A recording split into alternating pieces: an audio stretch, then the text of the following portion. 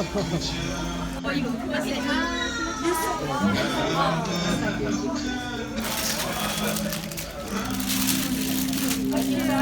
kasih.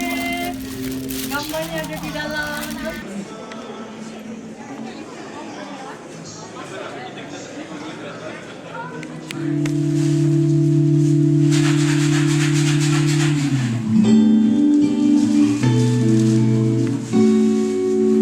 Tunggu sekejap, wahai kasih, kerana hujan masih renyai.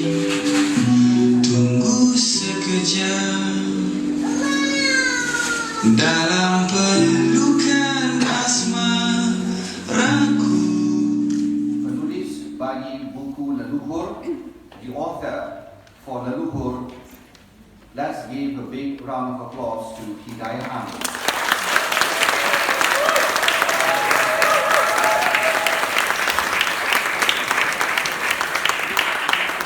Hidayah will be sharing her experience writing the book. Please. Assalamualaikum.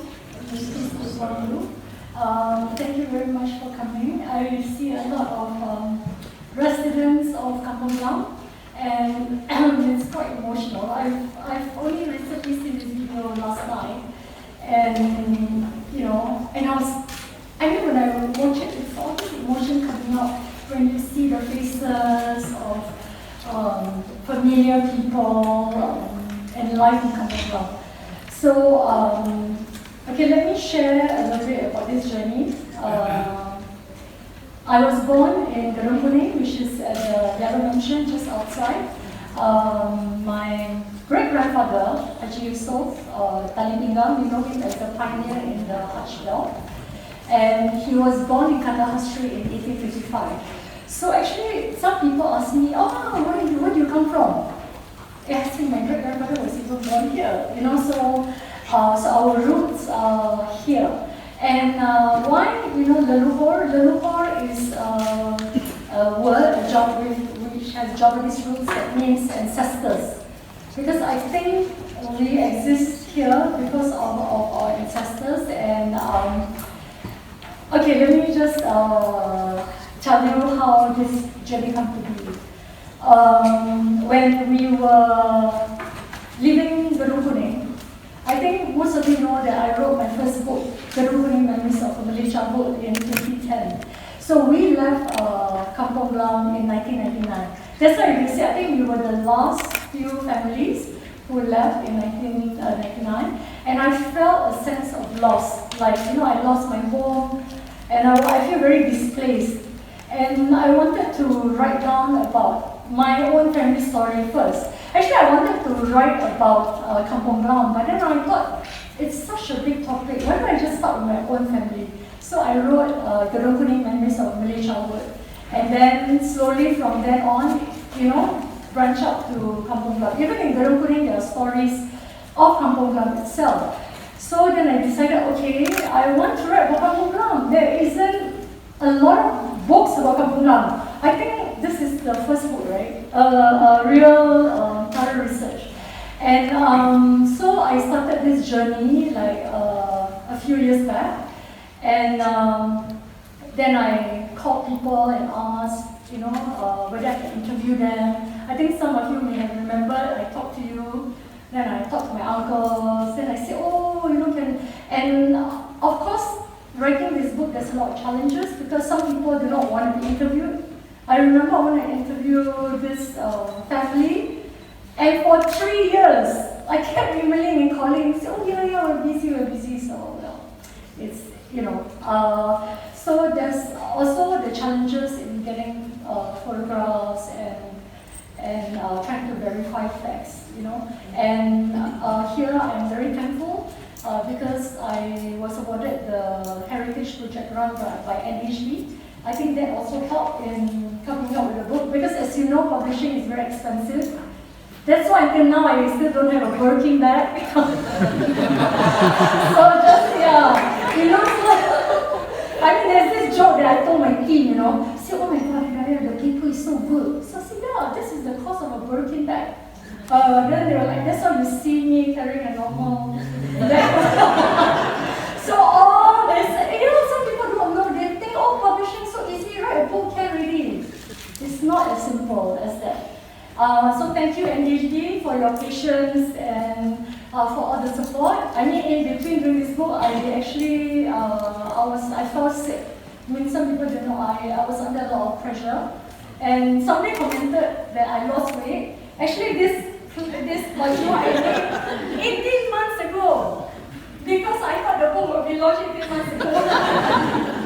And then it's like, okay, so I thought, okay, I better wear, okay, it fits now.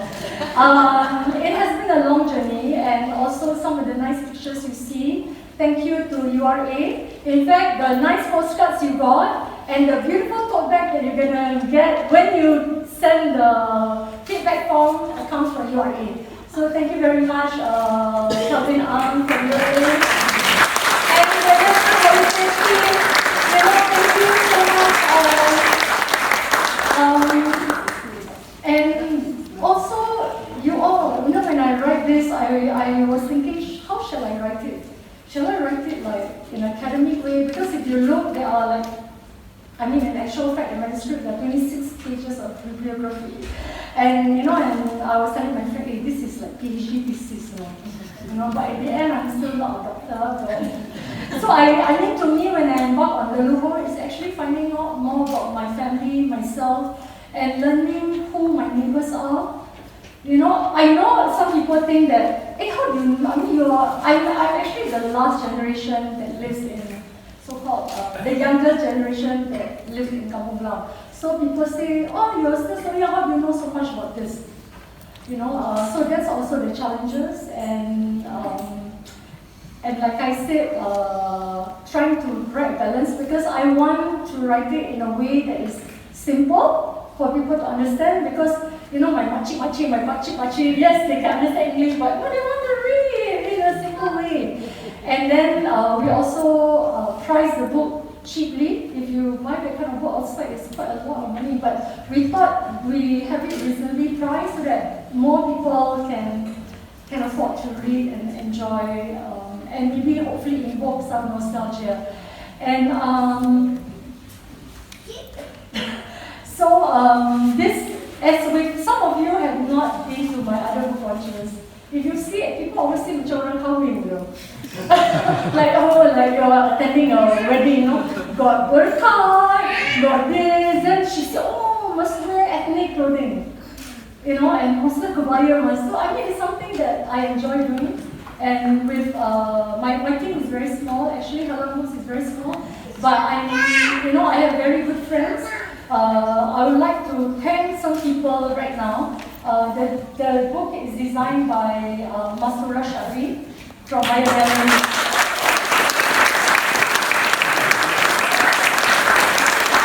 And only yesterday, Jeff complained to me. He said, Hidayah, many nights I have to ask her, do you want something to eat? Because she worked until 3 a.m., 4 a.m. So we don't have office hours time to work. I remember even communicating on Messenger at 3, 4 a.m.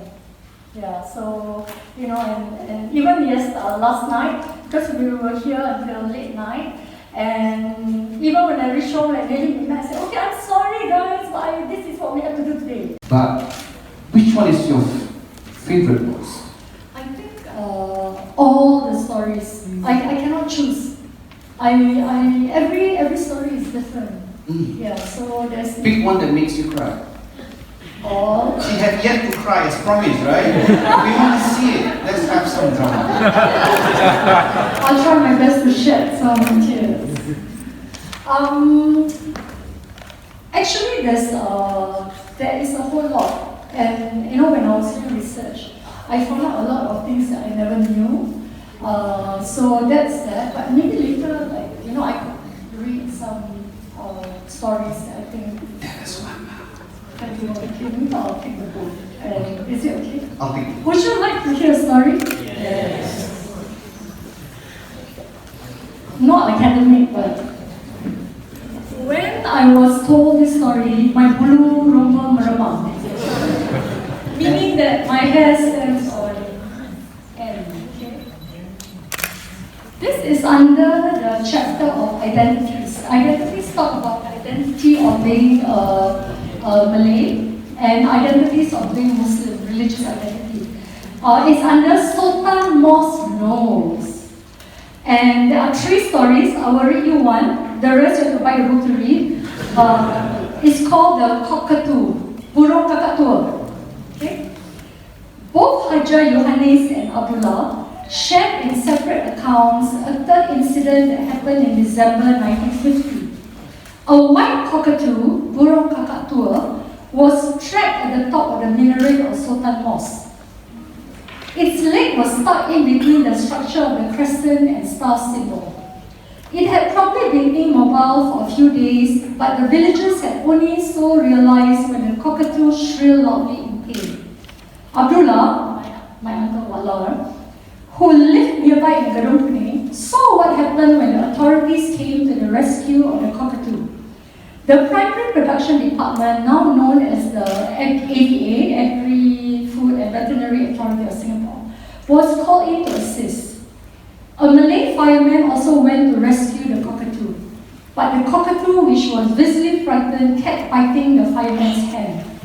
The fireman, whose hand was covered with blood, then passed the cockatoo to a female English officer from PPD, which is the primary production department. Not long afterwards, the Maria Hertov riots erupted. It was as though the cockatoo incident was an omen of the riots, a sign that a tragedy would strike. Abdullah further mentioned that it appeared that the cockatoo was stuck at the top of the minaret for about the same time period as the duration of the riot.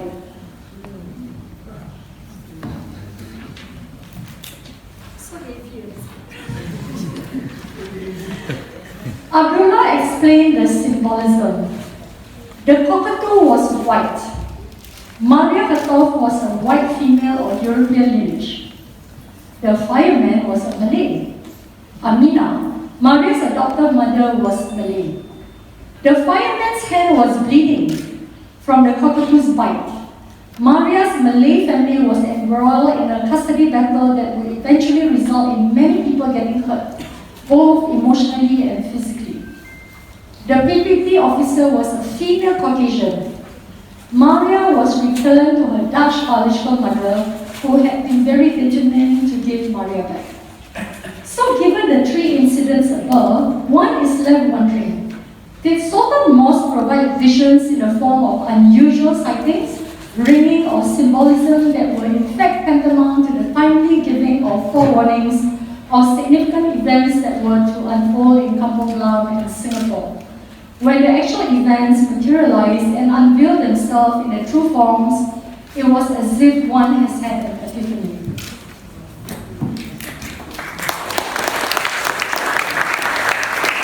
Okay. You did mention you have the residents of Kampong Gelam here, and I believe you also have their stories to share. Yes. But before that, is it true that your great-grandfather, Mr. Yusuf, is very, very, very rich? Yelah, orang niaga kan, kaya tak dia? I guess. Don't worry, the IRA's not here, just walking. They won't know. Well, he actually invented the tali pinggang. It's called Haji Yusuf, and he had a trademark way in the 1880s. Yeah. So he actually, as you know, Kampong Gelam is a Pilgrim Hub, and so my great-grandfather actually monopolized the industry in the whole of Asia. So I guess, by that standard, yeah. I mean, he bought Gedung Kuning cash, so in 1912. So I suppose he's one of the early millionaires. The legal papers is still around? Yeah. Let's be friends. But I'm not rich, no. Thanks. That's why I say no working back. $70 on kickback. The rich ones will never use expensive bags. They won't show off, yeah? It is no case. Okay, Hidayah. I believe there's a lot of family friends here. Yes. Who would you like to call on stage Okay, to I'll share their just story? let you know who, I mean, there are some people. Of course, the Busra Street residents. You have Tengku Indra and Tengku Shawal from the extended Kampong Gelam family. You have the... Where are they? I mean, you all put up your hand so people can... Tengku Indra? And yeah. Tengku Shawal. Okay, and we have from the H.M. Ali family. You know what is H.M. Ali brand? H.M. Ali shoes are considered the Louis Vuitton of that period. Oh, yeah. So you have, this is the daughter of H.M. Ali. And you know, and also Pak Iskandar who lived in Bintok Road, and the wife of the H.M. Ali family. And you have the editor of fashion magazine in Ahmadiyya Press, Puan Haliza. She was the stylist of the stars then. For the Malay film industry. Yes, the Malay film industry. So Maria Munado will go to her. Really? I would like to meet you too. You know, we can just hope magic will happen. Okay. Yeah, Who else? Who else? Who else? I mean, of course, you have my family, the Talipingang family. This is the Talipingang Haji. Yeah, Hijau. yeah, but now you see is the diluted version again. During my great-grandfather's time, the cloth was imported from Germany. So there was a lot of international trading back then. Which I wrote in the book also. In fact, Kampong Gelam is considered the world's fair, where you can find anything from a needle to an ankle. Straits Times in like something. This report. Yes, they're very rich. Okay, but is there any of our friends from Kampong Gelam who would like to step forward and share their stories or their memories of Kampong Gelam? Anybody who would like to share? Why don't you call? No, later they'll say, I don't want, then they will scold me after that. We are just being movie, tanah. Sorry, orang lain dia manja ya. Betul. Why don't you? Shaira, I don't know, maybe Ada kasut kan? or maybe why don't we just like maybe get to talk a bit. Why don't, you know, there's not many stories about Islamic Kampong Gelam. Maybe we ask Indra to share a little bit. I also interviewed you, remember? Wow. Thank you very much. Firstly, big congratulations to you on your book launch. This place is very close to my heart, simply because Hidayah's mother, my mother, and Hidayah's auntie and two other aunties are the closest of friends. And I still remember when I was a kid, we don't have all the luxuries of handphone, not even telephone. When I want to make a phone call, I have to go to Gedung Kuning to borrow her telephone to make a phone call. Very rich, right? Right? And then, and I was born in this compound, and I was raised and even got married over here. And when I want to watch TV, we don't have television in those days. We have to go to Kota Raja Community Center. And if you want to watch Channel 5, there's a television right in front, and Channel 8 right at the back. So this place, although it is not very rich in its physical sense, but it is full of richness. The best food in Singapore, you name it, martabak, biryani, sup tulang, nasi rawon, nasi jenganan, all come from this area. Mee rebus all come from this area. That's why I call Singapore 7. We used to be called Singapore 7 is the cholesterol center of Singapore. And it is true. If you check the cholesterol level of all the Kampong Gelamers, we are probably the highest in the whole of Singapore. So this is a fantastic area. The whole of Jalan Sultan, right from the beginning at the junction of North Beach Road, right up to Beach Road. And all the food stalls and Kandahar Street. Who said Nasi Kandar originated in Penang? No! Nasi Kandar originated in Singapore. The Indian stalls along Kandahar Street were the one who was serving Nasi Kandar. So this place is such a nostalgic place, and really, it's so much so that I and Another 50 more people, professionals from our community, have set up what we call a Rotary Club of Kampong Gelam, and we're having our charter next week. So thank you very much, and she's one of our members, Hale also is one of our members, and many more. And I'm recruiting many more because we need to lift up this place to become, which is the oldest urban center of Singapore. So thank you very much for this book. This is like a book about him. He has so many stories to tell. Actually, I asked Dr. Indra to write a book about the Istana Kampong Gelam. Because, you know, you don't hear a lot of stories. Maybe here at this juncture, I'll just read to you something about what the Japanese thought of the Istana Kampong Gelam. Would you like to? Yes, please. Would you like someone to flip the pages? Oh. See, I did my homework.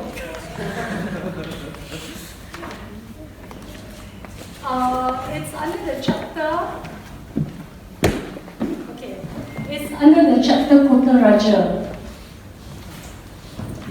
Even during the war years, the Japanese regime acknowledged the Malay royals and extended special treatment to them.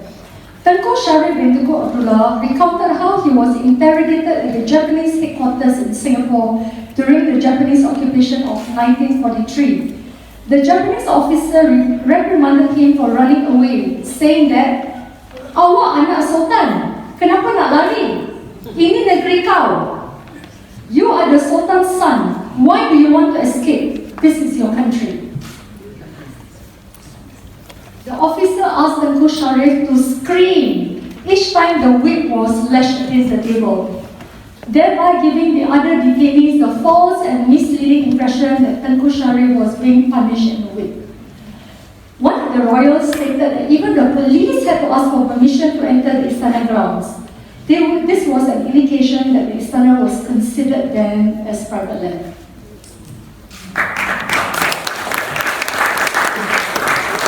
Interesting. So he didn't really get to whip. Yeah, because they respected the people, I mean the Tenkus of Istana. So, but of course they have to show, you know, we are fair, so... Drama. Drama. You want the drama?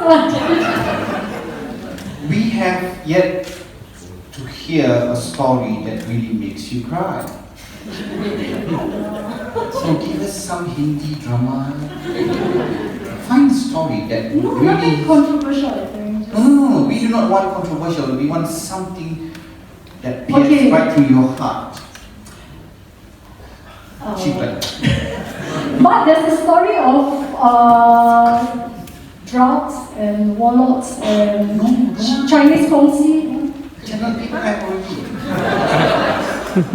We want a story that really pains you or that really makes you. The mango tree. Is that the tree that makes you angry or the tree that makes Oh, there's a lot of drama. Until now, my mango tree book is not being sold in the museum in here. Okay, tell us a little bit more about the mango tree. Okay. Yeah, I think that's it. Thank you. Welcome. Okay, so as you know, I was born in here at Gedung Kuning. The reason why during that time, my generation, they are really born in hospitals.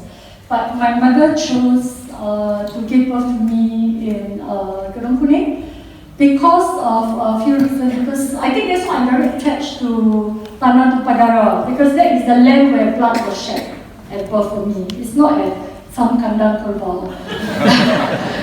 So of course I feel a lot of attachment. This is my birth land, of course. And the other thing was during my time, there's stories of people swapping babies.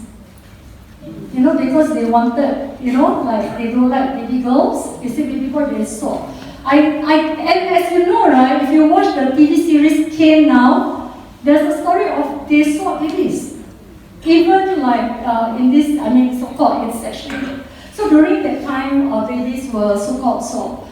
My mom wanted, you know, she didn't want to take any chance, so I was born there. And when I was born, because my mom had a lot of miscarriages, and they waited a long time for me. And I was the first, okay, my grandmother, Haji Fatima, was Not the Hajjah Fatimah Mosque, but Hajjah Fatimah, my grandmother was the first daughter of Haji Yusuf. And I think I would like to think she's beloved. And my mother is the daughter, and so when I was born, I was actually the first grandchild. And it meant so much for her that she actually planted a mango seed in Gedung Kuning. As you know, to thank God for for these blessings that is me.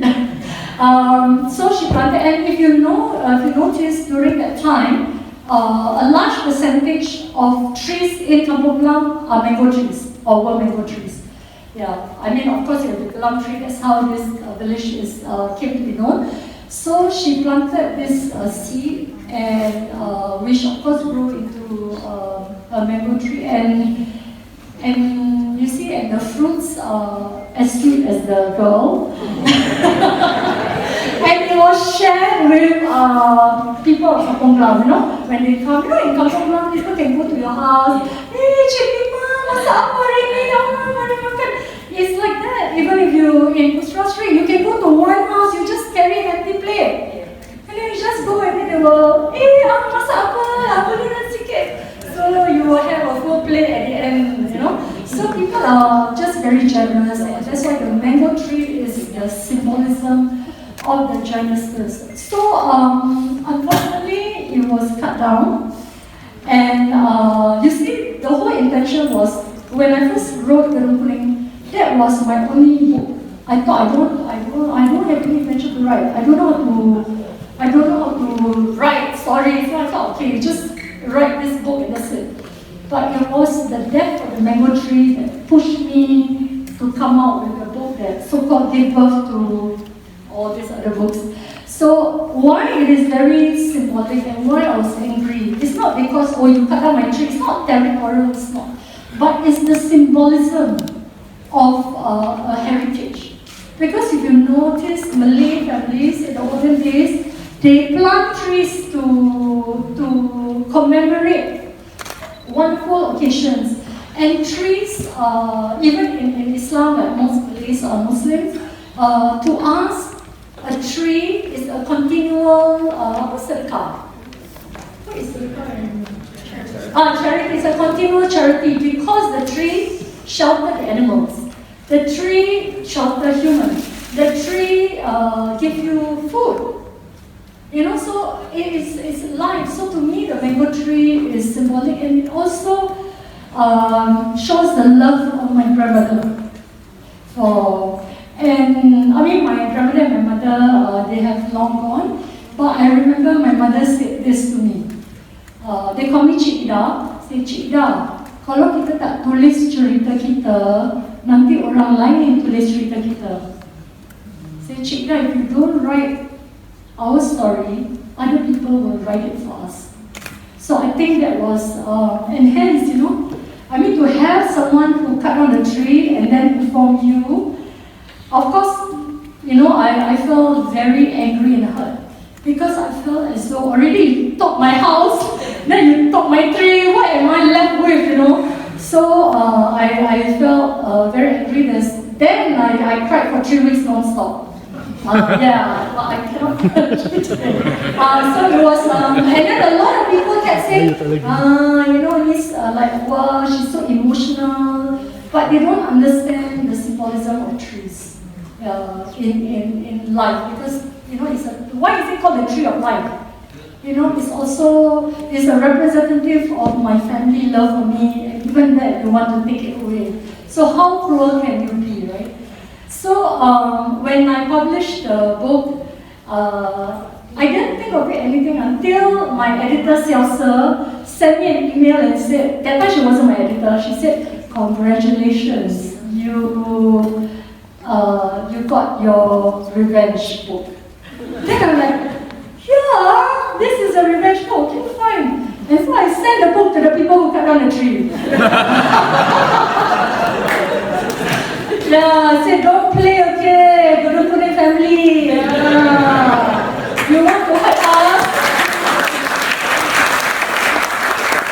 I also want to say this, you know, this occasion also is a meaningful occasion because for the first time, you see Haji Yusof has 2 wives. No, last time people got wives, huh? Not mistresses, but wives. So we are actually from the, just a little bit, we are from the second wife who lives in Gedung Kuning. The first wife lived in Normish Road, Nuripa. Basically, the brother of the wife met him on the way to the Hajj. My great-grandfather went on the Hajj at the age of 25 in 1800, late 1800. So, and because he's like, he looked like a good man, you know, kind. So this man actually asked him, "Hey, are you married?" And he said, "No. I have a sister. Would you like to marry her?" So, like, you know, last time people don't know anything, right? So he said, "Okay." "But my sister is older than you." He said, "Okay." And then he said, "Okay." So when he got back from Hajj, he married her. And they lived in 717 Norwich Road. And with the first wife, he only had 1 son. And later, the wife couldn't give birth anymore. So, and he was a strapping young man. He's making, he has money. And, you know, of course, during then, people want more children, right? So the first wife asked him, "Why don't you take a second wife?" And actually, my grandmother told me that he didn't want to because it's like he bingung, like another family to feed. And remember, in the olden days, people are fair. You give one house to one family, you give another house to another family. And my great-grandfather was dead. And then, but the wife said, "No, I think why don't you marry and I will propose someone for you." Wow. Your wife said that. So she actually proposed to my great-grandmother. And with my great-grandmother, he had 13 kids. And the first, of course, my grandmother was the first kid. And for the longest time, I do not know the first wife family. For the longest time. And I'm very happy to see that they are here today. Oh, where are they? Please stand up, please. Your family.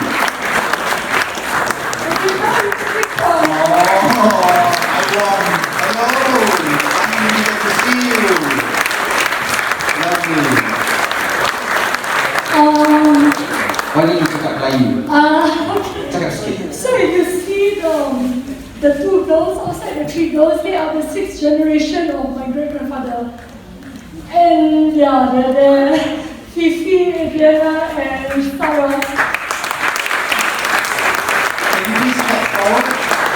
We didn't see you with that earlier on, but you did not those songs. Let us see you, please.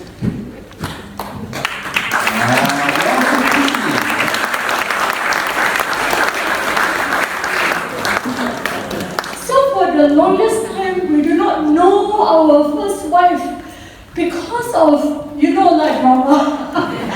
You know, you watch Dynasty, right? When you have power, not say powerful families, you have 2 separate families. There's always drama and conflict, and we do not know. And the first wife family thought we are like this. We all thought we are like, you know. So until recently, we got reacquainted, and so I told them that I'm doing this book. We want to renew family ties because whatever it is, they are still Haji Yusof. Haji Yusof is our patriarch. And then I asked them to come and join, and with all the mothers and the aunties. And to just tell everybody that, yeah, Haji Yusof has another family. And you know, so you will carry on the next. They are 6th generation, I'm 4th generation. Oh, you're 7th generation? Oh my God. Yeah, 5th? Oh, 5th. I'm 4th, 5th, 6th, and 7th generation.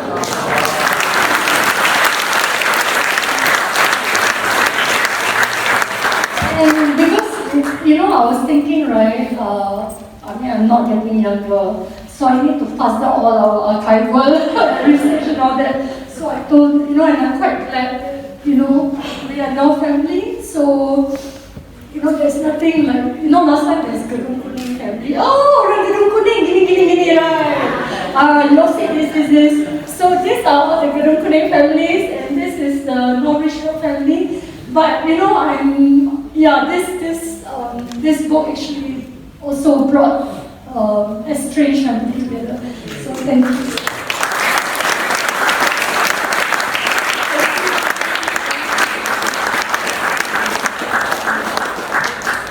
Thank you. Finally, you're human. So sorry, I might sound so cruel, but I'm glad she cried. Everybody cried because you are very sincere. It's okay to cry, right? Cry lah. You meet families, you meet all those people you've met for a long time and you worry about makeup. I will tell It's you. not always that I look like Sophia Jane. Sophia Jane dah tua lah. I will tell you this, right? You mentioned the beautiful mango tree that was cut down and that was history. But here you are standing, remain beautiful as it is. Because you have a very good heart. Is that for me or for her? Now, they can take you away from your home.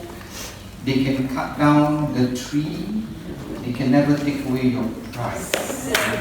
Give a big round of applause.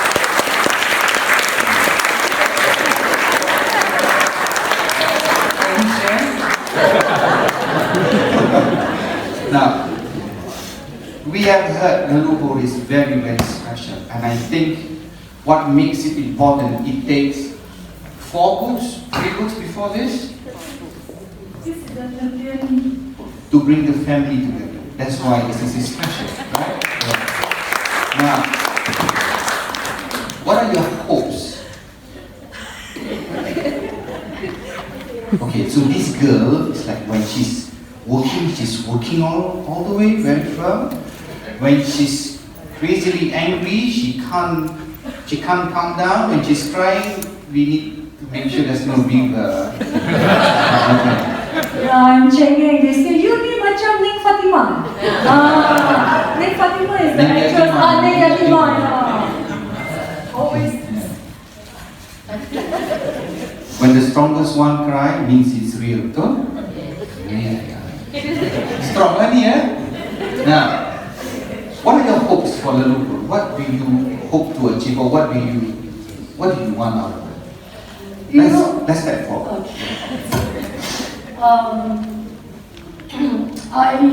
Like I said, I wrote this book to document the stories of people. And then, when I asked with my other books, some people said, when I wrote Kampong Gelam, some people said, why you write Kampong Gelam? You're not people from there, how do you know this story is going on? Oh, I should be the one writing.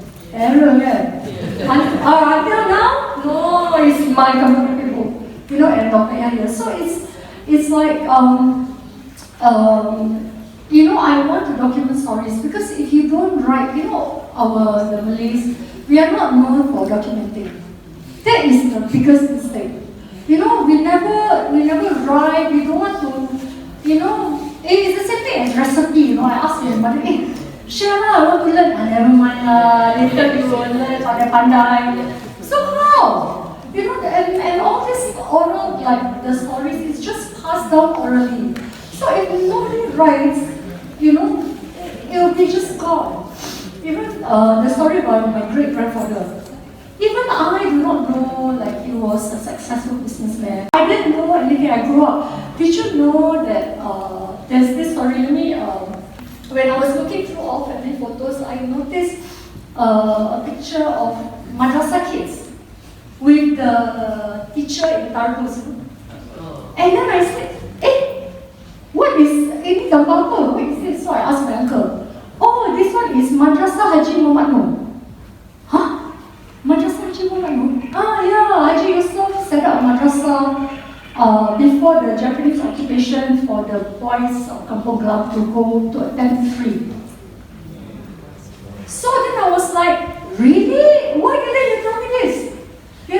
So these are the stories we don't know. And not only my family, other people's family. And before that, I didn't know what Hidayah was such a marvelous woman.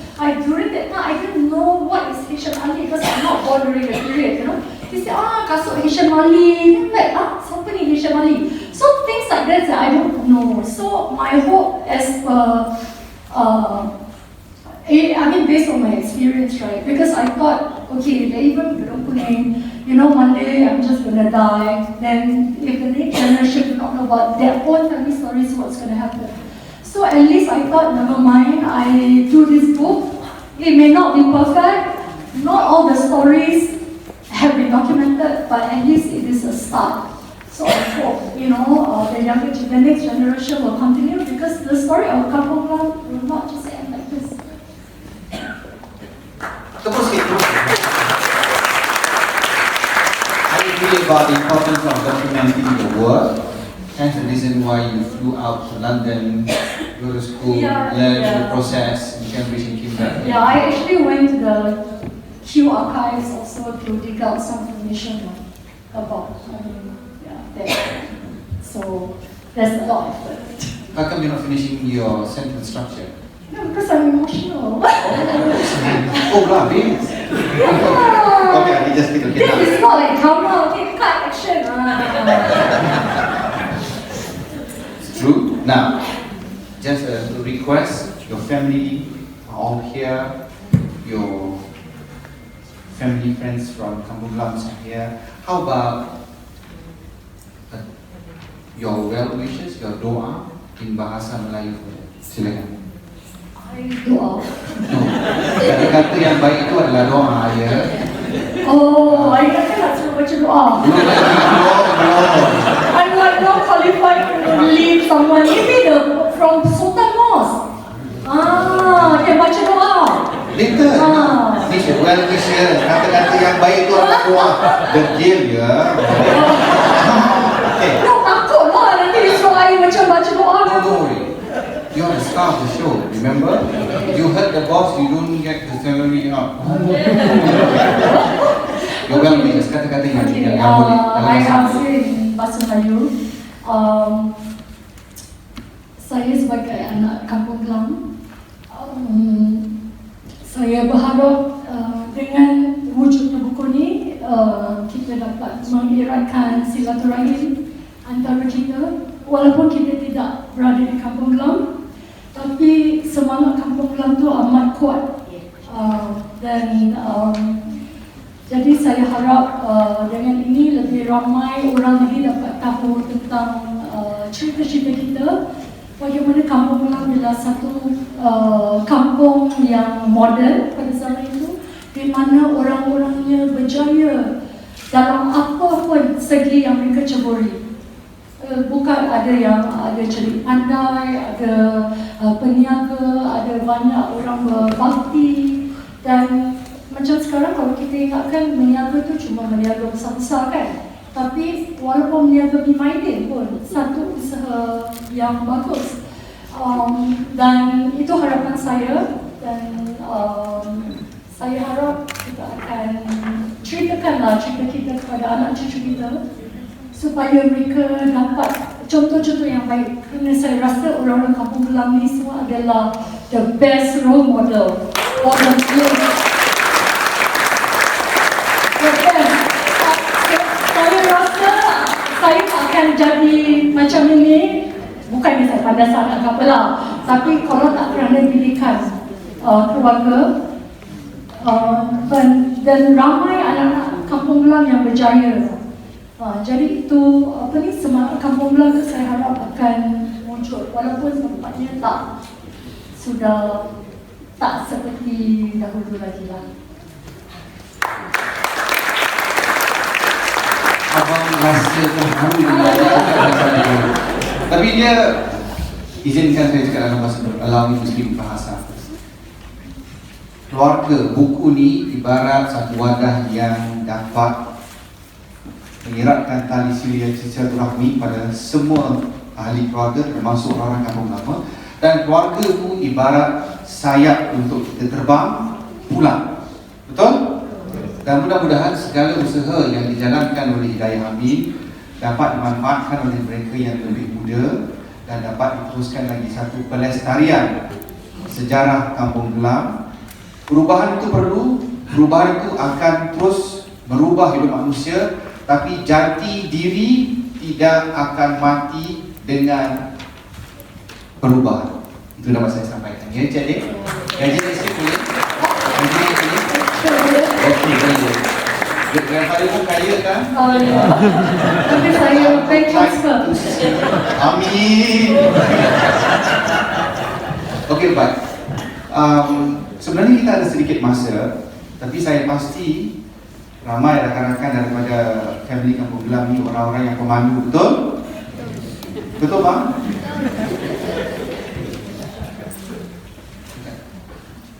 But I think we just need to speak to one more person that come from Kampong Gelam, yes? The Louis Vuitton. Can I speak to you?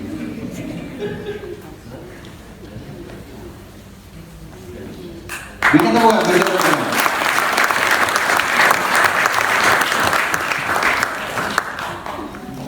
Boleh kita tahu nama? You want me to speak in English or in bahasa Melayu? Okay, baik. Siapa nama saya? Jamalai Harjani. Saya nak tanya, dulu bisnes dia, macam mana dia jalankan bisnes dia dekat kampung? Siapa yang datang beli kasut? Banyak orang Brunei, Malaysia. Oh, orang datang ke sini. Masa tu umur berapa? Saya kecil. Kecil. Berapa umur? Itu dah pergi sekolah belum? Sudah. Oh, dah pergi sekolah lah. Jadi awak tahu orang datang. Ada artis datang. Pelakon-pelakon datang. Siapa datang? Itu kita ada tel. Okey, lagi? Surya, sama Rahman, sama Buang. Lagi? Banyak lagi. Oh, kasut-kasut tu mahal tak? Berapa harganya? Nama saya. Saya ada buku daripada library. It's called the reference point. Kalau nama-nama saya. Oh, okey.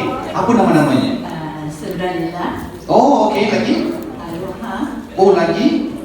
Kipas Hikmat, Kipas Hikmat. So they are fans. Okey, lagi? ada banyak lagi saya tanya. Oh, jadi perniagaan tu maju ya. Alhamdulillah. Ramai orang datang beli dalam negeri dan juga luar negeri. Ya. Kaya lah.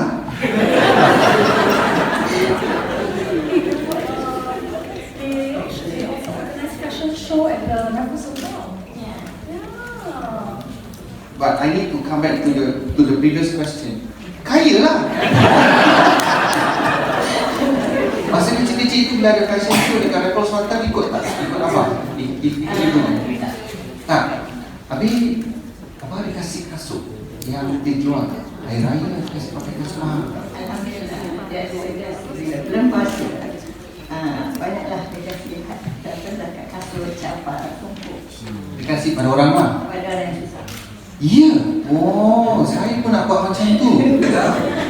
How we. Dia ada bulan puasa. Jadi when it comes to Ramadan, we actually give out zakat, Ya. giving shoes to the poor.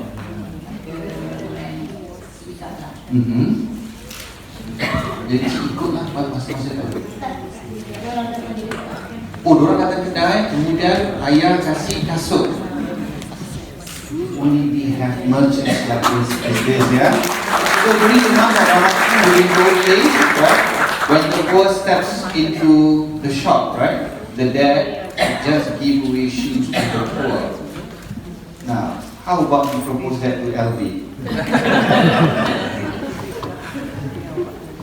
Ni dulu masa Hidayah kecil-kecil, cik kenal dia?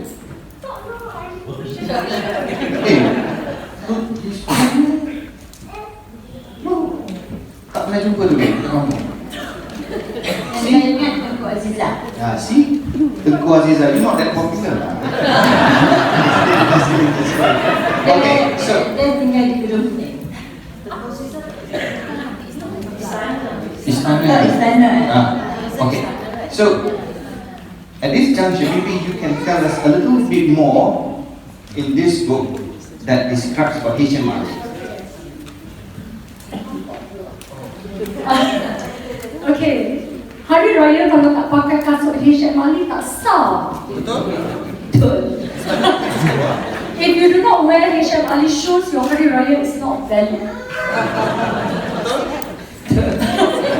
Okay, so HMRC was an iconic fashion brand among Malays in Singapore in the 1940s to 1970s. So HMRC was the name of the founder Haji Muhammad Ali, who migrated to Singapore from Tasikmalaya in West Java, Indonesia in the mid-1900s. HMRC opened 3 shops managed by his family members in Kampong Gelam and 1 shop in Gelam. So they had shop that sold songkok, chapal, and things needed for Hajj. They also specialize in ladies' wear, kebaya, baju kurung, and ladies' footwear, sandals, and heels. And they also have a pustaka Haji Muhammad Ali specializing in religious books, magazines, and reading materials in Malay and Jawa. In fact, it came in third in a market ranking of bookstores after Haji Hashim and Dr. Hidayah. It's like the popular, first is the Borders, and then Kinokuniya, and then Popular. Okay, then HMRC shoes were considered the Louis Vuitton of the era. Many famous Malay film stars such as Saloma, Satya, and Nomadia wore HMRC shoes in their personal lives and also in their films. Do you want to know how much the shoe costs? Women's shoes cost $15 in 1960s. Expensive, yeah. Okay, this was much more costly than the average price of $9.50 for other brands of shoes. Yeah, and they also organize fashion shows at Rahman.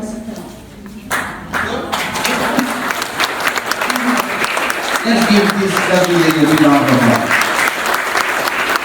She's extremely shy, just like me. We've heard about HMRC, we've heard about Tengku. Could you tell us a little bit more about the belt, the business of the belt? Okay. Yes, please. The belt, okay.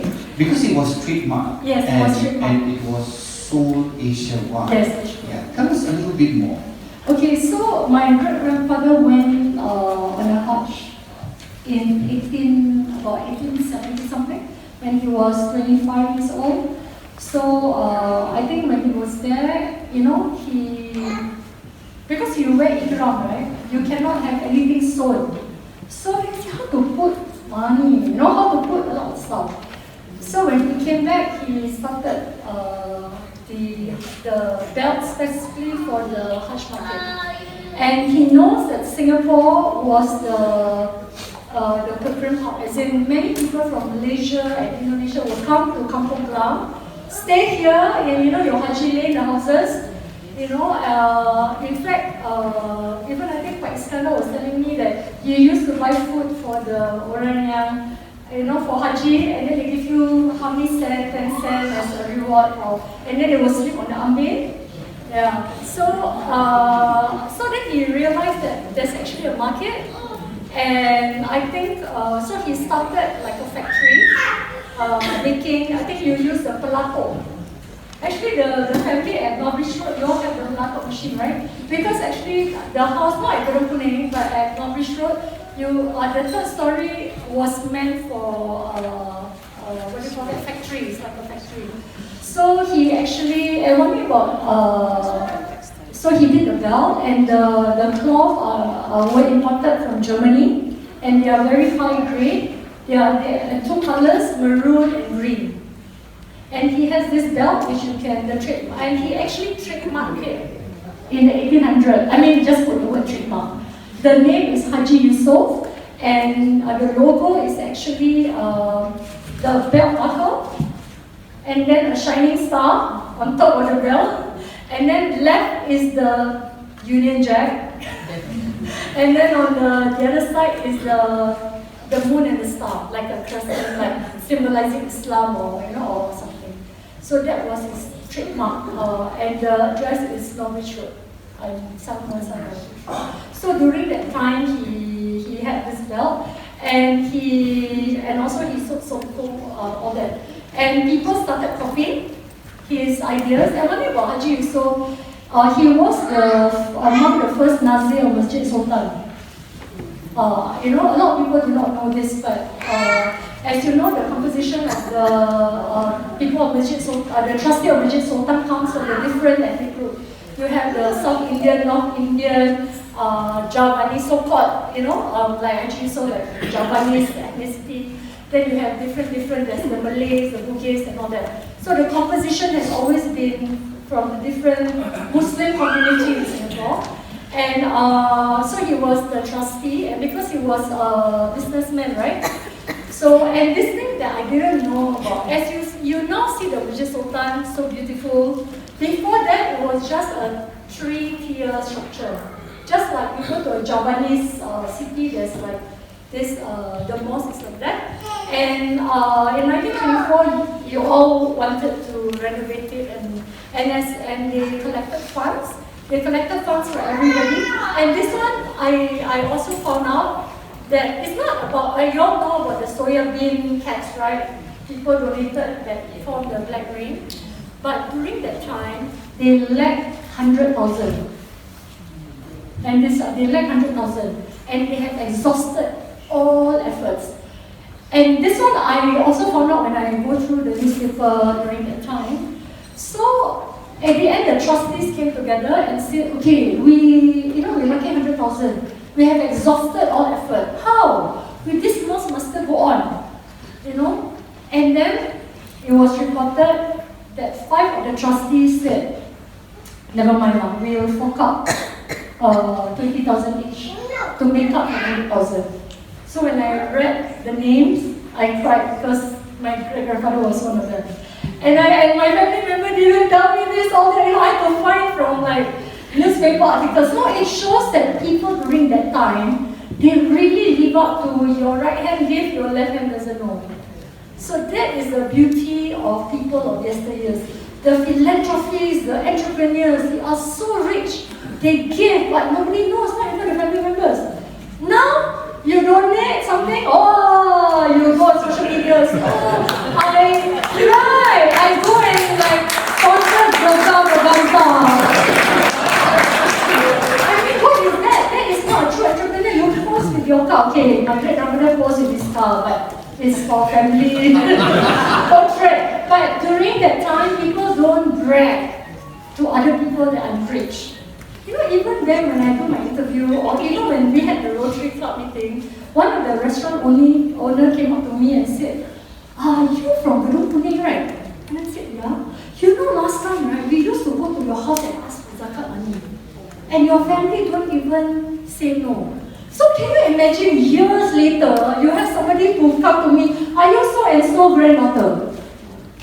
So you see, that is the beauty of the people of yesteryears.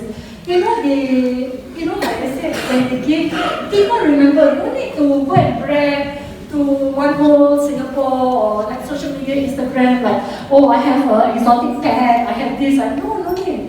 So that was, I think, what makes our early pioneers, entrepreneurs, the true entrepreneurs, I think. When you do something, nobody has to know. Like when my grandfather gave like 20,000. I said, really? How come we don't know? Nobody knows. And even, and then people during that time also like to say that we became rich because we were hantu. They say, this in Gedung Kuning, that's where Haji is so rich because he very hantu. Okay, my great-grandfather was born in Singapore in 1855. His father came from Solo, on the way to Mecca. And when his wife passed away, he came to Singapore to start a new life. So my great-grandfather has never been to Solo. So during that time, he has the money, he goes to Solo. But people spread these rumors and say, dia pergi Solo ambil hantu. That's why the kaya. And it comes to even my generation. And then they say, that is this locked room in Gedung Kuning. Nobody can enter. So once I asked my grandmother, is it true? And then my grandmother told this story. She asked the father, Pak, orang kata bapak simpan hantu kat sini. Betul ke? Kenapa tak boleh masuk? Why we cannot go? There is a locked room. And so actually the neighbor, this neighbor, kepo neighbor, right? Haji Yusof, boleh tengok tak hantu dia? Tengok nak buka, open the... So Haji Yusof said, you want to see? Okay, but I opened and later we must quickly lock back. So I said, okay. So Haji Yusof opened the door. Do you know what was inside?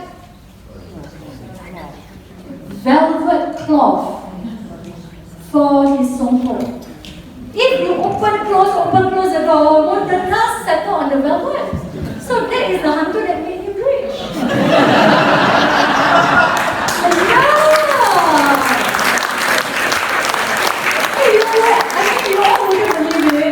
If you read the Gedung Kuning book, I'm coming out a revised volume of Gedung Kuning book, and I'm like, because we got reacquainted with the first one family, so we are also putting the family tree in our book. If you read did you know that even students from NUS, when they interview people of Kampong Gelam, they still say this story, that my great-grandfather, my grand-uncle during the Japanese occupation, he was kidnapped by the Japanese. You all know this story, right? Where, men are taken to the death railway. So Haji Yusof lost his son. Okay, but people say, and because he's a well-to-do man, he always do korban. You know what's korban, right? You slaughter the cow, the goat, all that, and give people. So I was so shocked that when I read this thesis, when they interviewed people, they say, Haji Yusof kaya, dia kena korbankan 100 kambing untuk in exchange for wealth. And so I was like, what? Things like that. So that was the mentality then. To them, Melayu tak boleh kaya, which is quite sad. Like there's no Malay mercantile class.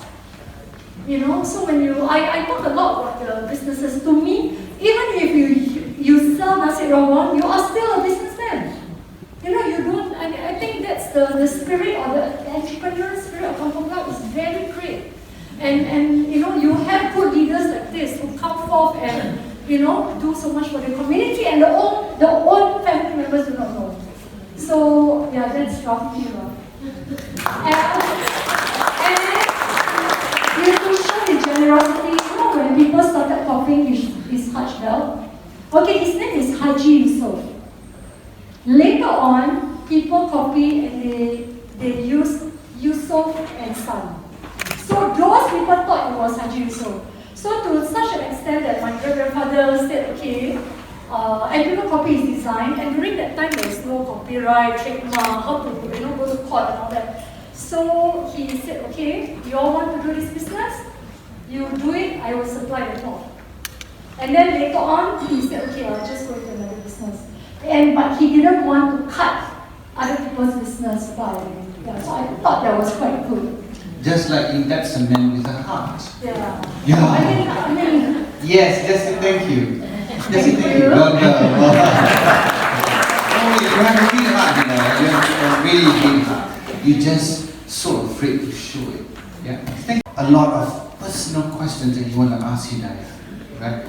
All these little talks, small talks, you want us to sign the books, right? Now, talking about the book, now it's not going at the normal retail price. So for today it's special, right? Yeah, it's $39.90 instead of $49.90. Okay, so we should. And if you buy one book, you get a customized easy card of Kampong Gelam. Yeah, buy more. I don't know which is more special, the Easy Link card or the book. Easy Link card, yeah. Easy Link card of a painting of Kampong Gelam done by Jeffrey only. Where's Jeffrey? There's Jeffrey. If you see this beautiful painting of Kampong Gelam. And some of these paintings are illustrated inside. Yes. I'd love to know exactly where the mango tree was because I loved that story from the day I read that book. Where was the tree? Where was the tree? Okay, so you have been to Gedung Kuning, right? When you enter from the front gate, it's on the right side in front of the window. When we walk in, so we are facing Gedung Kuning, right? No, okay. Gedung Kuning is here, let's face it. My name is Sabri. I'm glad that I've come here and come to know the real story of your ancestry. Especially the rumors about your father's wealth was because of the Papa program. Kayu. It was very well known. And then the second thing, there are some people the rumors of one of the family which is disappeared just because you got a line to the richness of your father, pertapaan di. Jadi kerana pertapaannya tidak dianukan, jadi syaratnya satu daripadanya hilang. Saya selalu so sad, okay. Saya tinggal di Turut, jadi pasal ini juga lah. Saya pernah membawakan anak saya. Jadi saya bila awak datang, saya mau bertanya tapi saya takut lah. Ini personal kan? Jadi hari ini kerana awak yang membawa cerita, alhamdulillah. Dan saya berlama. Terima kasih. Amin, such a blessing. Tak, orang ni. Orang dengar cerita, orang cakap. Dan jangan takut semua Actually, tu. Pak Samsudin, his story is also in the book because he's the only Javanese who lived in Mentor Road. Penerangan tentang bilik dalam Gedung Kuning. Sebab saya dan kakak suara duit pernah keraplah ke sana. Tapi ada waktu yang siram air itu your grandmother dia selalu pesan saya jangan pergi main kat situ ya. Selalu dia pesan. Jadi kita curious. Kenapa tak pergi kat sini di situ? Kita nak jenguk-jenguk pun takut. Jadi sekarang kita dah tahu dia pesan itu yang grandmother macam dia memang sentiasa beri duit. Kalau dia tak mahu sebab pun dia beli. Jadi kita happy lah dan dapat penjelasan. Oh, the mysterious room. Itu kira kain baru, kain raya, tak boleh ada abu ya. But you see what she said is also very typical of the generosity of Kampong Gelam resident. She said that my grandmother always buy kuih, even if it is one piece. Right. Please give her a round of applause. Mesti take respect, right? Okay. Assalamualaikum warahmatullahi wabarakatuh. Yes, I'm very happy to be here today. All right, and I learned so much within this short period of time. And I must say that I frequent Kampong Gelam for years and years and years until I think I was about in my teen, especially most week because my father grew up in Kampong Gelam. Her sibling was born in Kampong Gelam. And sometimes I don't know about 3-4 families all under one roof. And I learned about barter trading from them. They used to sell their kerang, sate kerang, paru and all that, the kind of the pavement. And I enjoy eating. My father always say, inside the house, take when they give you. But outside, you must pay. I never forget that. So, yeah, so I thought that was a fantastic way of barter trading from very, very young. I think they were all trained that way. And I want to make a long story short. I'm not supposed to be here, but I'm just so happy that you document this story because our people are not used to documenting story. Even food. Dulu-dulu dia masak kat dalam bambu. When you ask recipe, dikurangkan 2 ingredients. Yeah, and that, yeah, because they believe that that has to be passed down to the next generation, but not to outsiders, right? For me, I give my all. Because when people, prepare the food and all that, you want the food to be well cooked and well received. And when I go to the grave, I go by myself, but not my books and my knowledge. Thank you very much.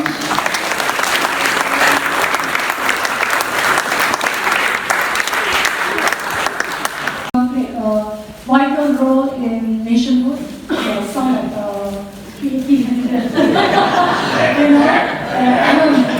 So let's recite Al-Fatiha, and hopefully this is the beginning of our ukhuwah and silaturahim. Okey, baiklah. Kalau saya beli buku, nak sign di mana? Sign berdiri lah ya. Dia sign berdiri. Okey, baik.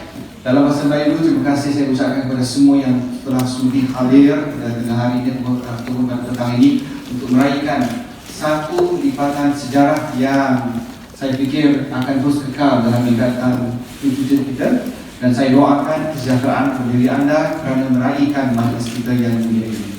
Thank you for being here, and I hope you really enjoyed the session for today. And please, if you really want to understand the story of Kampong Gelam and use it as a reference point for your future thesis or your future work, please get the book today written at 59. Thank you so much for being here.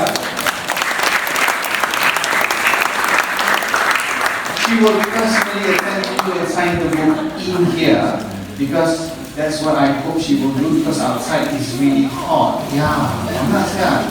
But for those of you, get the book and you can join me outside and makan. Alright, if you have a question for her, ask her personally, because I think she's more than happy to share some personal questions if you ask her. Thank you so much for being here. Let's give yourself a big round of applause.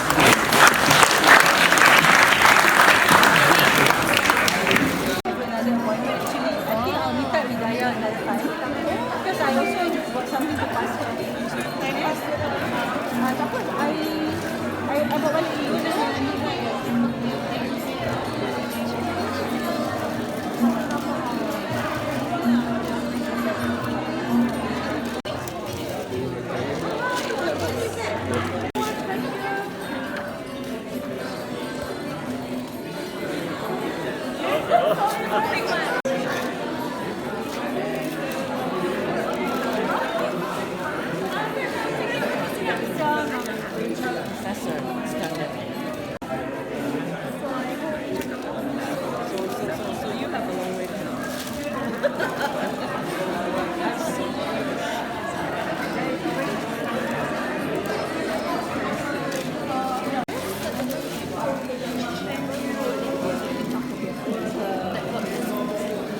Pastilah kita buat buku ni susah sampai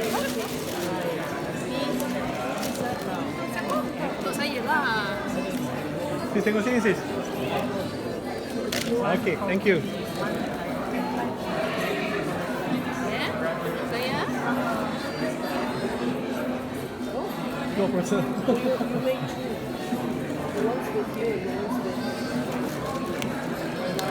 I know. But that's the one. ini signan saya kasih.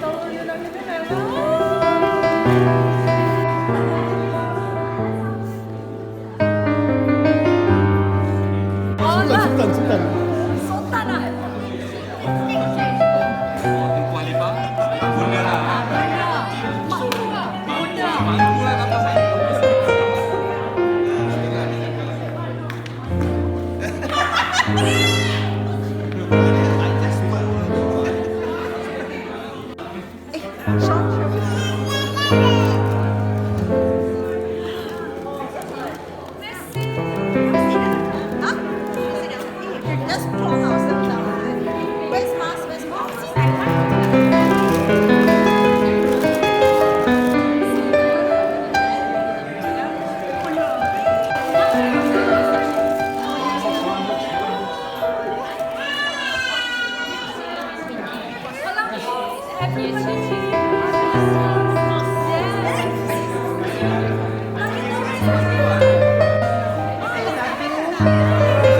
this is better. Sorry. Okay.